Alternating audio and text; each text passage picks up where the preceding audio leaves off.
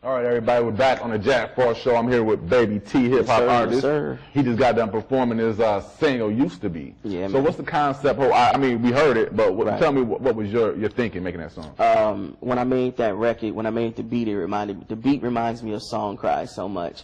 It's like By Jay-Z. Yeah, it's an updated version of Song Cry, and I actually had a lot of important people tell me that. But the story behind it was I got a phone call from an old ex, and it was very random because we were once cool, and we got on the phone, and it just seemed like the conversation went nowhere, you know, as if we didn't even know who each other were.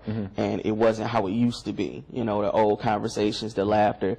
And as soon as that phone hung up, I wrote the song, and it was everything about just that situation. And it's about a man who, you know, nothing is ever what it used to be, but you want it to be what it used to be. You know, so you see things and you see figments of your imagination with her with another man, or your mind is always on her, and but it's never going to be how it used to be.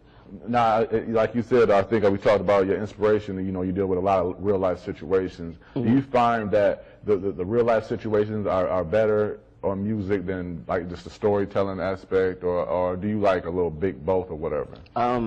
I love when a person can tell their story and tell their soul. You know, it shows that they're not afraid to speak their mind and heart. You know, anybody can just speak, you know, whatever they feel. Right. You know, and get intoxicated and do that. But you know, to me, it's just when a person can actually dig deep down inside and just come out and actually speak what's on their heart. Now, I noticed you got a lot of shows. You've been doing shows forever. I know we did a few shows back in the day. Back in the day. Yeah, man. How many? No, I'm not going to say how many because I know you got countless shows. What are some of the most memorable shows, and who you name some of the big names you opened up and performed with, and all that stuff? Let's see. Some of the acts I opened up with, Lil Scrappy. We just did Slim Thug. He's a real cool dude. Rocco. We have Eshawn coming up, and we have AZ coming up. And we're trying to lock some other things down. The most memorable show would have to be in New York City. I had to fly down to New York to perform for Rock Nation. Oh, wow. And that was a very big deal. And I went by myself, so that was even more of a big deal. You're in New York by yourself, so that it was very overwhelming. What was that experience? What was the whole thing, the whole vibe? What happened? What happened that night? You know, I got lost on the train.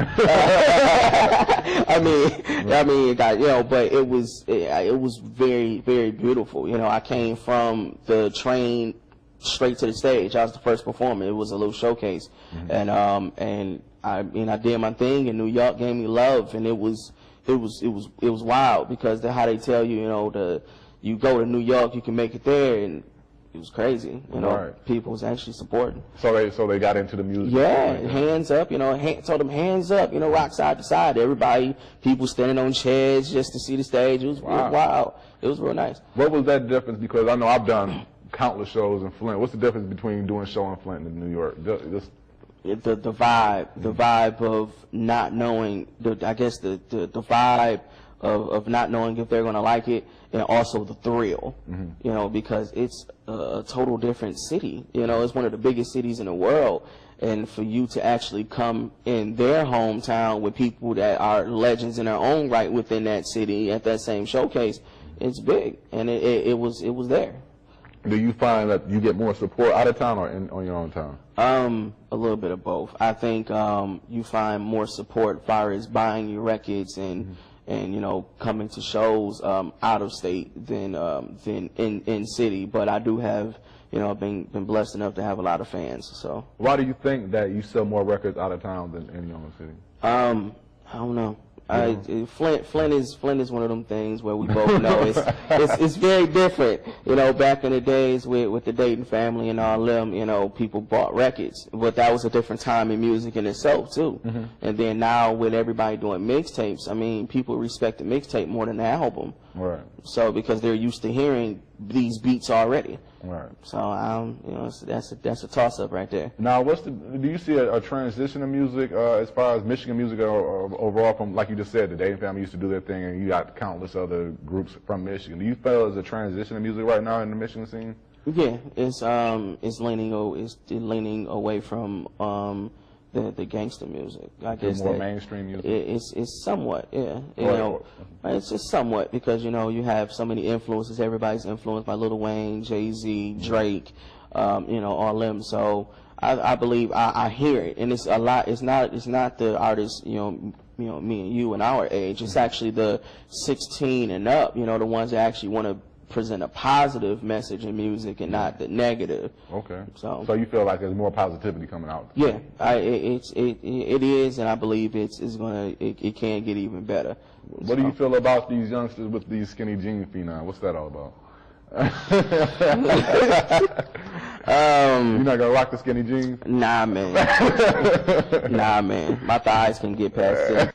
I can't do skinny jeans. Right. Because I like to ask people about it. Because I mean, you know, I know when I grew up, we did a lot of things our parents didn't. It was like that's crazy, you know what I'm saying? So I don't understand the skinny jean thing myself. So. You didn't even touch that one. I'm not even gonna touch it. I hurt some feelings today. I can't even do it. I say it like this though. The kids dancing, I don't mind that because Kid and Play did it.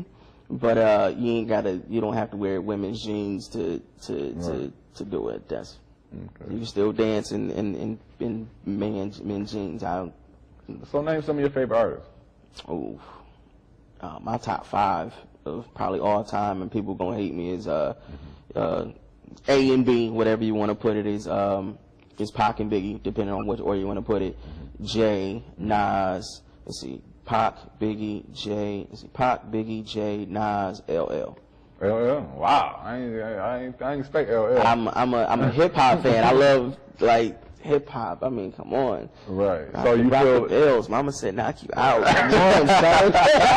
Come on.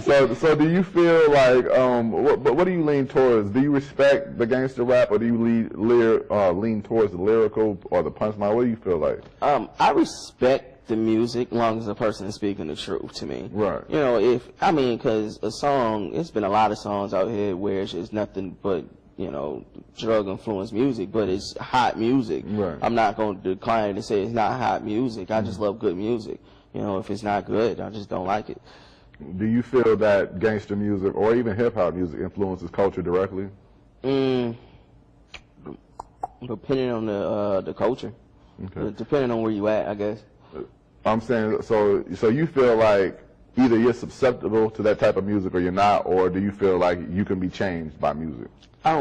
Some music can influence a person's life to make them change depending on the select song. But to say that somebody talking about selling drugs makes you want to go sell drugs, then you're just simple-minded as a person. Right. You need to grow maturely. Right. You know, because these people are talking about things. They're getting paid to talk about this. They got multi-million-dollar contracts, but they're still talking about it for a reason. They get paid to talk about it.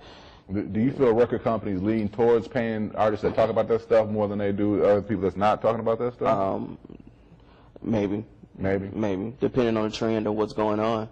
You know, if auto-tune is in, which it was, everything was auto-tune. Right. You know, so every label is every A&R is gonna say, let's get an auto-tune record, let's get T-Pain on it, and then you know it's okay. Well, the Waka music is going on now. They're trying to bring crunk music back. Let's get on that. So. Right.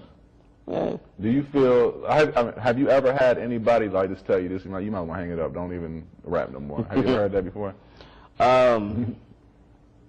I have, when I was, I think around this personal era, because it got too personal. Like, it was funny, like that record was called that, but it got too personal, where I was taking too many things in music itself too personal. You're not having fun. Right. So you have to step away from it, and then come back when you actually find the love for it again. Okay. Well, I noticed that you said that you got shows coming up anytime soon? Yes, Halloween, the Halloween concert series. I open up for Eshine out in Lansing, November 5th for AZ from the Firm. Actually tomorrow, which is, Thursday, tomorrow we'll be down at Club XL in Lansing, so for a big show then, and we're trying to get back to New York before the end of the year, so and a couple other dates here and there. Okay. So like you said earlier, you can get them on It's Baby T everything, Facebook, Yeah, it's Twitter. babyt.com, you know, check the website, everything, yeah. And we're going to wrap this up. You're going to go into, well, actually we got a song coming up by you. This is for you. This is for you? This is for you, for every fan from This Is For You, for every fan, so. Okay, so we're going to let you, you know, get a little bit more sample of his music. I'm glad you came and checked it out. Oh, no problem, no problem. And I'll see y'all next time on Jack Frost Show.